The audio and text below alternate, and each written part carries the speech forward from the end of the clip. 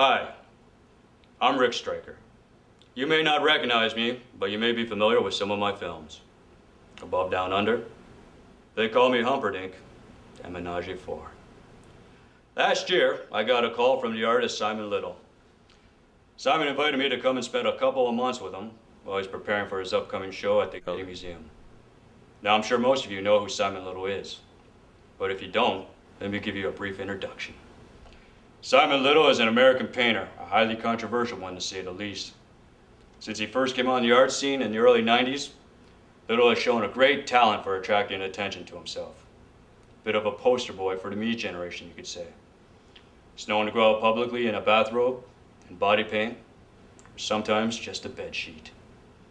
You can't help but notice this man, or even admire his belief in his own genius, even if you yourself don't believe in it. This is why people either love him or hate him, or they think he's all right. Ladies and gentlemen, I present to you Simon Little, an artist's artist.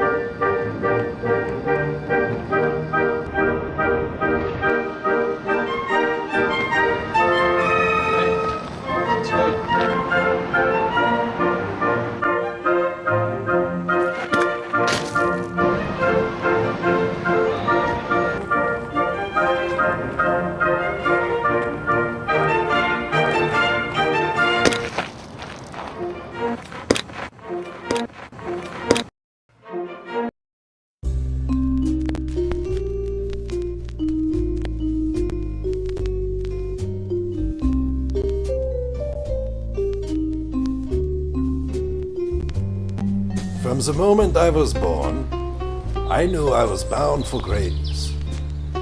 To me, art is about connecting. Connecting with other people, connecting with nature, and connecting with the nature. To be a great artist like myself, you must get in tune with this nature. Nature is God's creation, and just as God created nature, He also created Simon. So Simon, he must create.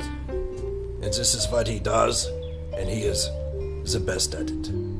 Thank you.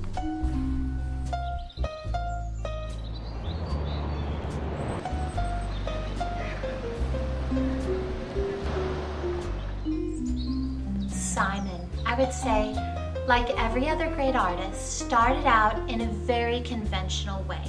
His very early youthful efforts were typical easel paintings, but he very quickly went off into his own direction. I think Simon has had this singular vision from the beginning, and this vision has intersected and collided and dissected itself and participated into a number of art movements that have happened over the last 30 years. When I worked for Betty Getty, she would describe the abstract impressionists, post-minimalists as painting the expanding universe, and that's why the paintings were so grand. The paintings was a perceivedness, if you will, of the universe as I thought it. If this is true, then what I perceive is different from what they perceive. Meaning, what I perceive is unique, therefore what I create is also unique. Before I started at the New York Museum, I was a curator at the Whitley Museum. And the last exhibition that I did there was a show of the work of Simon Little, which was considered very, very controversial, avant-garde, risque. What was shocking about it was the minimalism of grandeur. Of course, my work angered some people, mystified some people, and even pissed off a few people. what people didn't understand about the work was the very thing that the work was expressing. Your perception, or what you perceive as your perception, begins to change after being around Little's work. You begin to see things. For example, the piece he created with 2 pieces of lettuce placed together like 2 hands praying, called Let Us Pray, was so modest and so unassuming and so impermanent that they really pushed the boundaries of what art is. The idea of the show was that it should be very, very contemporary. I wanted it to represent what was happening now, but I also wanted it to represent what hadn't happened yet, and what had already happened in the past. Another piece that was very controversial was the one that had a broken cell phone nailed to a piece of wood, and underneath it, it said, "Suck it, Sprint." I tell you, when I disconnect, and then connect back with my art, I'm floating. It's as if I'm free of myself, but at the same time, it's as if, well, I'm touching myself. I was actually asked to resign just after the Little show, and the truth is that it's certainly the best thing that ever happened to me.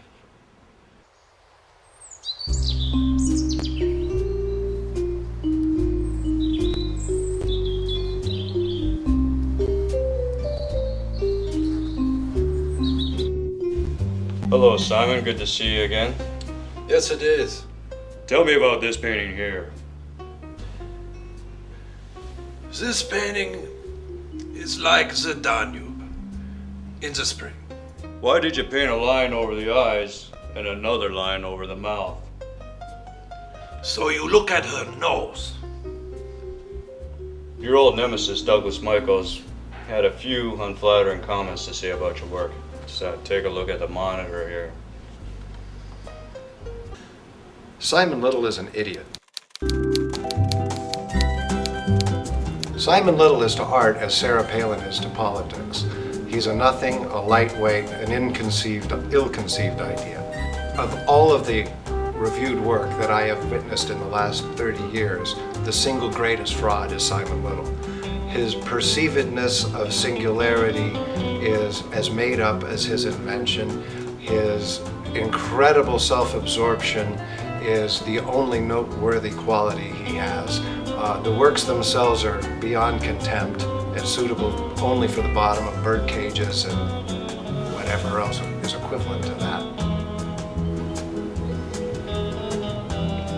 On top of his complete lack of talent, there's also a complete lack of real intelligence or insight. I've wondered often if he might not be brain damaged. He's such a joke. If I saw him, I would tell him he's a joke. I can't stand the thought of him anymore. Frankly, most of Simon Little's artwork appears to have fallen off the truck on the way to the museum. It's haphazard, bent, and incorrect. If I could remove every Simon Little from every art museum in the world, I would. Any comments? Why would you show me somebody who has no ideas, no perceptions or perceivedness about what I am possibly doing and saying and expressing? This is almost intolerable. Let's change subjects.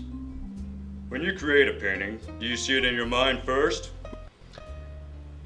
I'm still pissed off about you asking me about this Douglas Michaels, this Dummkopf. I'm sorry, I just think that's lazy. I think that's very lazy.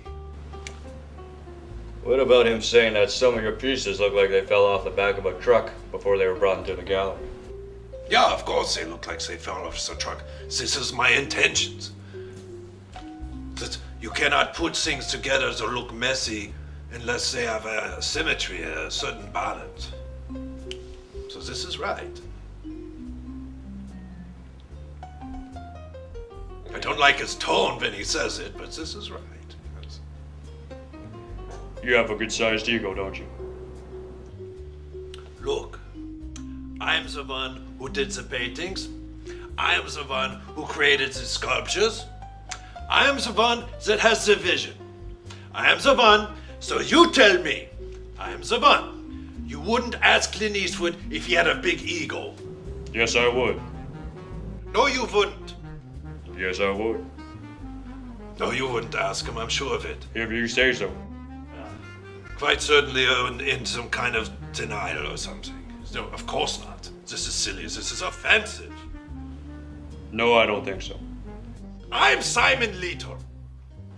The first time I saw his work, I absolutely didn't understand it.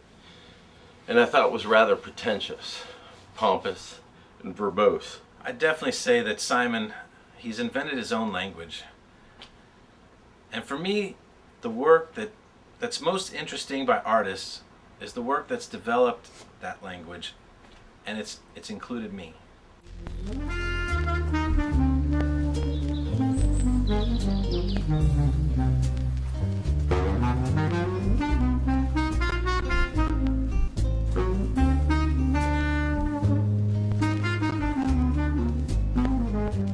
This is a book, a little book, that I'm very proud of. Why wouldn't I? This was originally an invitation to an exhibition I had at the Hafenplatz in Santa Fe, New Mexico.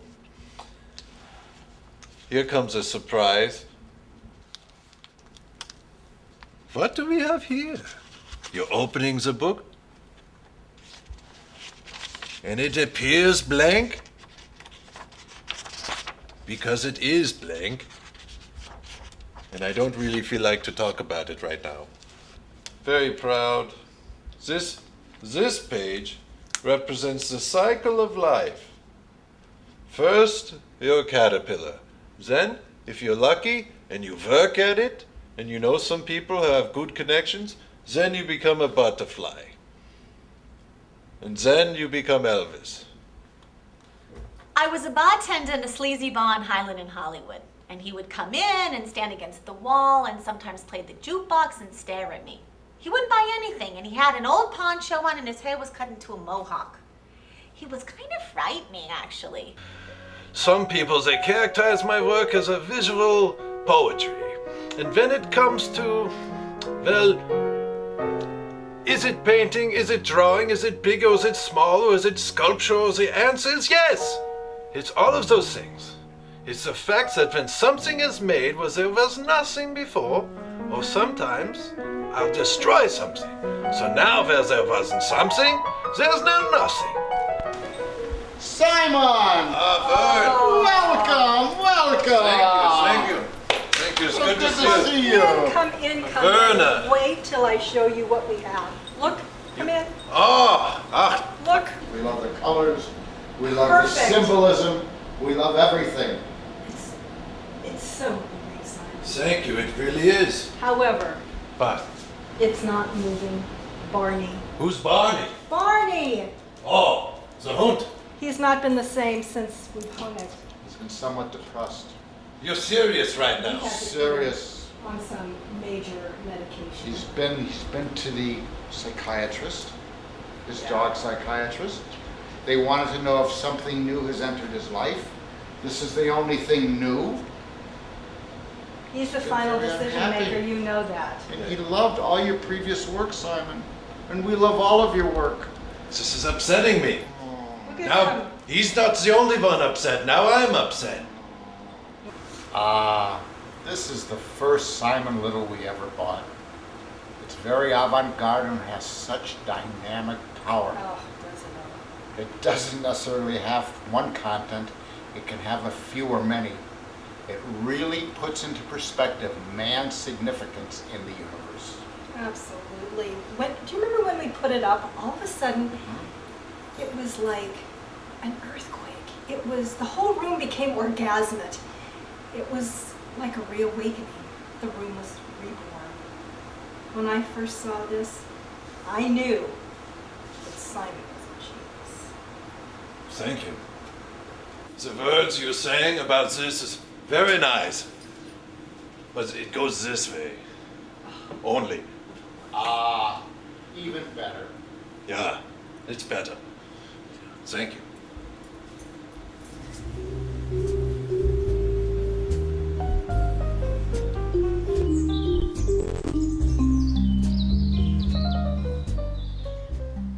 Writing about Simon's work was really, really incredibly difficult for me.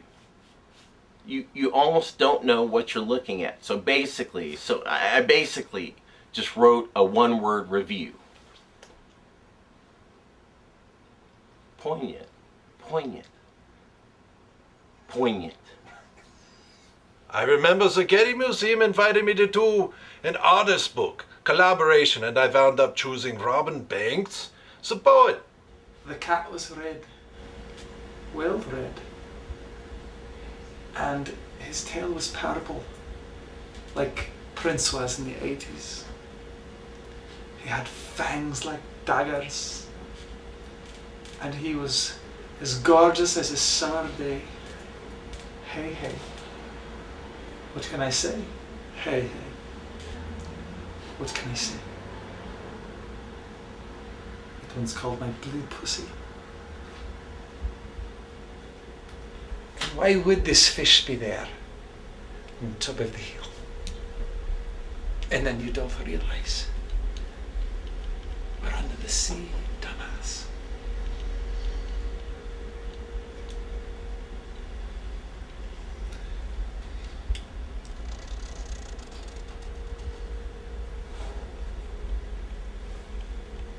How's it coming?